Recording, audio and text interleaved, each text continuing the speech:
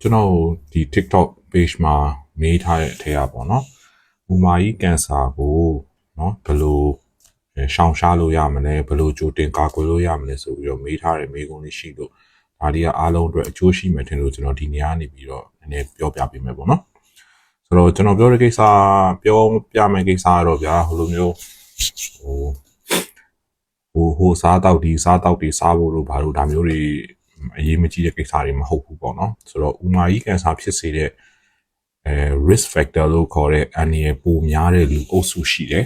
နော်ဆိုတော့အဲ့ဒါတွေကိုကြိုပြီးတော့သိထားဖို့လိုတယ်နံပါတ်1ကတော့ကိုယ်နဲ့မဆိုင်ဘူး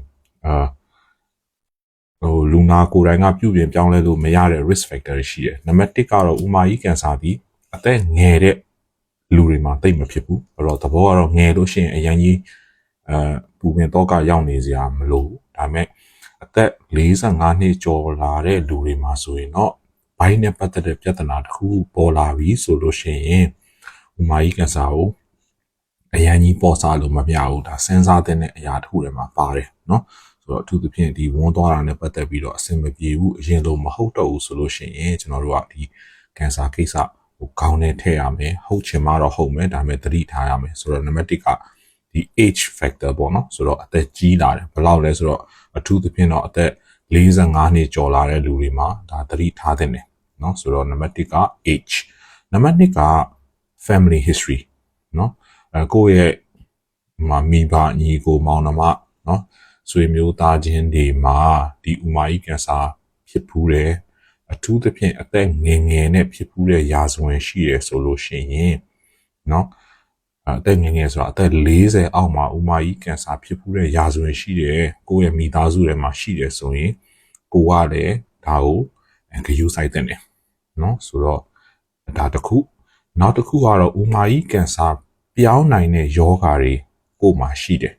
เนาะအဲ့ဒါတွေကဘာတွေလဲဆိုတော့ဒီ ulcerative colitis လို့ခေါ်တဲ့ယောဂါတွေเนาะနောက်တစ်ခုကဒီ Crohn disease လို့ခေါ်တဲ့ inflammatory bowel disease လို့ခေါ်တာပေါ့ဗျာเนาะဆိုတော့ဒီလိုဟာမျိုးတွေရှိတယ်ဆိုရင်ကိုယ်မှာအချိန်မရွေးဥမာကြီးကင်ဆာဟာသူများတဲ့ပို့ပြီးတော့ဖြစ်ဖို့များတယ်ဆိုပြီးတော့ဂရုစိုက်တဲ့ねနောက်တစ်ခုကတော့တော်တော်မျိုးရိုးလိုက်တဲ့ဒီ FAP တို့ HMPCC တို့လိုမျိုးဒီဥမာကြီးမှာအတပိုးတွေအများကြီးရှိတဲ့ယောဂါတွေရှိတယ်เนาะတကယ်လို့ကိုက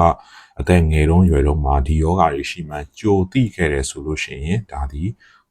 ဥမာကြီးကင်ဆာပြောင်းနိုင်ခြေကိုမှများတယ်ဆိုတာကိုကိုကကြိုသိပြီးတော့ဂရုစိုက်နိုင်လို့ရှိရင်ကိုကကင်ဆာမပြောင်းခင်ကင်ဆာမဖြစ်ခင်မှာစောစောစီးကြိုပြီးတော့လှုပ်ရှားရှိတာတွေကိုလုပ်တယ်ဆိုလို့ရှိရင်ကောင်းတယ်ပေါ့ဗျာကင်ဆာကိုကာကွယ်သလိုဖြစ်မယ်ပေါ့နော်ဒါပေမဲ့ဒီအသက်ကြီးလာတာကဒါလူတိုင်းဘယ်သူမှရှောင်လို့မရဘူးလေနော်နောက်တစ်ခုကမိသားစုထဲမှာဖြစ်တယ်ဆိုတာလည်းဒါကကိုကဘာမှလုပ်လို့ရတာမဟုတ်ဒါကြောင့်ကျွန်တော်ခုနပြောတဲ့ဒါတွေကmodify လုပ်လို့မရတဲ့risk factor ပေါ့နော်ဆိုတော့ခုနပြောတဲ့ IBD တို့နော် FAP တို့ HMPCC တို့ Lynch syndrome ခေါ်တာပေါ့နော်ဆိုတော့ဒါတွေဆိုရင်လည်းကိုလုံးလို့မရဘူးဒါမျိုးရိုးအရာဖြစ်လာတာဆိုတော့ဒါတွေကဂရုစိုက်လို့ပဲရမယ်နော်ကိုယ့်ရဲ့နေထိုင်စားသောက်မှုနဲ့တော့သိပြီးတော့မဆိုင်ဘူးနောက်တစ်ခုကိုယ့်ရဲ့နေထိုင်စားသောက်မှုနဲ့ဆိုင်တဲ့ကိစ္စရှိတယ်ဥမာကြီးကင်ဆာဖြစ်ဖို့သူများတဲ့ပို့ပြီးတော့ chance ပိုများတယ်နော်အဲ့ဒါဘယ်လိုလူတွေလဲဆိုရင်နံပါတ်1ကအဝလုံးတဲ့လူတွေเนาะဆိုတော့ကိုယ့်အကိုဂရုစိုက်အရန်မဝါစီနဲ့ဖြစ်နိုင်လေ့ကျင့်ခန်းလုပ်ပုံမှန် normal BMI ပေါ့နော် normal weight နဲ့ normal height ထဲမှာရှိအောင်ကိုကစူးစမ်းနေမယ်အရန်အဝမလုံးအောင်နေမယ်ဆိုလို့ရှိရင်ဥမာကြီးကင်ဆာကိုဒီနေ့တလန်ကောက်ပဲပြီးသားဖြစ်မယ်နောက်တစ်ခုကတော့ထုံးစံအတိုင်းဘယ်ယောဂမဆိုမှပါတဲ့ဆေးလေးတောက်တာမလုံးနဲ့အရက်အလွန်ကြုံတောက်တာမလုံးနဲ့เนาะဆိုတော့ဒါလည်းrisk factor တွေမှာပါတယ်နောက်တစ်ခုကတော့ဥမာကြီးကင်ဆာကဒီအသားအများကြီးစားတဲ့လူတွေပေါ့နော် meat consumption များတယ် fiber လို့ခေါ်တဲ့အသီးနှံအသီးရွက်စားတာနည်းတဲ့လူတွေမှာလည်းဖြစ်နိုင်တယ်ဆိုပြီးတော့ပြောထားတာတွေရှိတယ်เนาะဆိုတော့ဒီဟာကိုပြောရရင်အသားမစားနဲ့လို့ကျွန်တော်မပြောဘူးဒါပေမဲ့ balance diet เนาะဆိုတော့စားတောက်နေထောင်မှုပုံစံကတင်မျှတာတဲ့ပုံစံလေးဖြစ်အောင်လုပ်เนาะဆိုတော့အဲ့ဒါဆိုလို့ရှိရင်ဒါဥမာကြီးကင်ဆာကိုအလိုနည်းနည်း short ချပြီးသားဖြစ်မယ်ဒါပေမဲ့အဲ့ဒီတည်းပို့ပြီးတော့အရေးကြီးတဲ့ကင်ဆာကာကွယ်နည်းကတော့ Umai can san nepathet Buddha shi on lo no online ma be Saudi be pipi sharp paper shooter. Being a tika lower maga at the laser nani jolaye, Bowman says a move loading. No, Apilo lesura Umai can sasura Nijin Yaji, not the Lana La to Pilari Yoga Maho, Umai can sat who people sura, but Nipam Yazwa, Che you, Bioma, not at the pool, Titili, Polip, look or a Powagani, can sa Pilara, people, Miare, Dihada, Atika, can sa Pisi, a Johnny, no, Polip Gani. Polip ဆိုတဲ့အတဘူကနေကန်ဆာဆိုတဲ့ကုဝတာလာထုံးစံတိုင်းပဲရှုပ်ထွေးခက်ခဲတဲ့အခြေအနေကိုသွားတာအဲ့တော့ကျွန်တော်တို့ကဘာလုပ်တင်တာလဲဆိုတော့အသက်45နှစ်စတာနဲ့ကိုကပုံမှန်ဝန်းစစ်မယ်ဝန်းထဲမှာသွေးပါမပါကြည့်မယ် stu fit ခေါ်တာပေါ့နော်တကယ်လို့များ stu fit က positive ဖြစ်ခဲ့တယ်ဆိုလို့ရှိရင်ကျွန်တော်တို့ကဘာလုပ်ရမှာလဲဆိုတော့ဥမာကြီးမှန်ပြောင်းကြည့်ရမှာနော်ဥမာကြီးမှန်ပြောင်းကြည့်ပြီးတော့ဘာလုပ်မှာလဲဆိုတော့နံပါတ်1ကန်ဆာရှိမရှိPolip ရှိမရှိเนาะတကယ်လို့ polip လို့ခေါ်တဲ့အတဘူလေးတွေရှိရင်ဒါတွေဟာတစ်ချိန်မှာကင်ဆာဘဝကိုပြောင်းသွားနိုင်တယ်အဲ့တော့မပြောင်းခင်မှာကျွန်တော်တို့ကဒီ polip ဆိုတဲ့အတဘူဘဝမှာလေဥမာကြီးမှန်ပြောင်းတဲ့ဒီ polip လေးတွေကိုဖြတ်နေမယ်ရှင်းထုတ်နေမယ်ဆိုလို့ရှိရင်ကျွန်တော်တို့ကဒီဥမာကြီးကင်ဆာဆိုတဲ့အခြေအနေကိုပြောင်းမသွားတော့ polip ဘဝမှာကနေအပြတ်ရှင်းနေမယ်เนาะဆိုတော့ဥမာကြီးမှန်ပြောင်းကိုဆရာဝန်ညွှန်ကြားချက်အတိုင်းမှန်မှန်ကြည့်ဖို့ကလည်းကင်ဆာကာကွယ်ခြင်းမှာအရေးကြီးတဲ့ process တစ်ခုပေါ့ဗျာเนาะ screening scope လို့ခေါ်တယ်เนาะအဲ့တော့45နှစ်ကနေစတယ်တကယ်လို့ကိုက45နှစ်မှာမှန်ပြောင်းကြည့်လိုက်တယ်မှန်ပြောင်းကြည့်တော့ normal ဘာမှမတွေ့ဘူးဆိုရင် okay ဒါဆိုရင်နောက်10နှစ်မှာပြန်ကြည့်လို့ရတယ်ဘာဖြစ်လို့လဲဆိုတော့ဒီ10နှစ်အတွင်းမှာကင်ဆာတစ်ခုဥမာကြီးကင်ဆာတစ်ခုဖြစ်လာဖို့ဆိုတာဟာရှားတယ်ပေါ့ဗျာเนาะတကယ်လို့မဟုတ်ဘူးကိုက45နှစ်မှာမှန်ပြောင်းကြည့်လိုက်တယ်အဲ့ဒီမှာ polip လို့ခေါ်တဲ့အတဘူတွေ့တယ်ဒါဆိုရင်တော့အဲ့အတဘူမှန်ပြောင်းနေကျွန်တော်တို့ကတခါလေးဖြတ်မယ်ဘာဖြစ်လို့လဲဆိုတော့ကင်ဆာပြောင်းမှာဆိုလို့ပြီးရင်ဖြတ်ပြီးရင်အသားစအဖြေပို့ရမယ်အဲ့အသားစအဖြေကဘာထွက်တယ်လဲဥ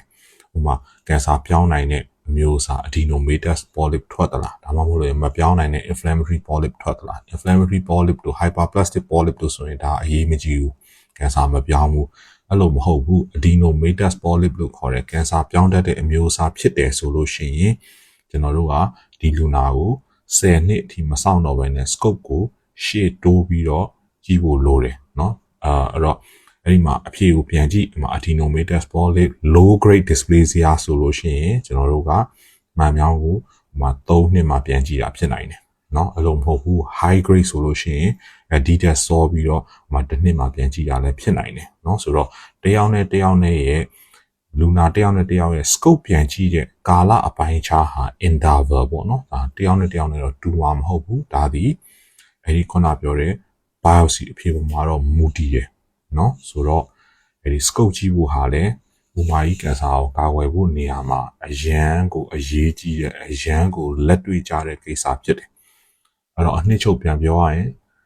အသက်ကြီးတိုင်းဂရုစိုက် family history ရှိရင်ဂရုစိုက်ကိုမှာကင်ဆာပြောင်းနိုင်တဲ့ယောဂအခန်းတွေရှိရင်ဂရုစိုက်ပြီးရင်နေထိုင်စားသောက်မှုမှာဆိုလို့ရှိရင်အနှစ်ချုပ်ပြန်ပြောရင်အရန်အဝမလွန်စေနဲ့ပြီးလို့ရှိရင်အရက်ဆေးလေးရှောင်မယ်ပြီးရင်အသားငါးကိုထိုက်တင်လာစားမယ် fiber ထိုက်တင်လာစားမယ်เนาะအဲ့တော့ balance diet ကိုစားအသက်45နှစ်ဆိုလို့ရှိရင်ကျွန်တော်တို့ stu fit လို့ stu fit အဖြေကိုကြည့်မှန်ပြောင်းကြည့်ဖို့လိုတယ်ဆိုလို့ရှိရင်မှန်ပြောင်းကိုကြည့်เนาะမှန်ပြောင်းကြည့်ပြီးတော့မှ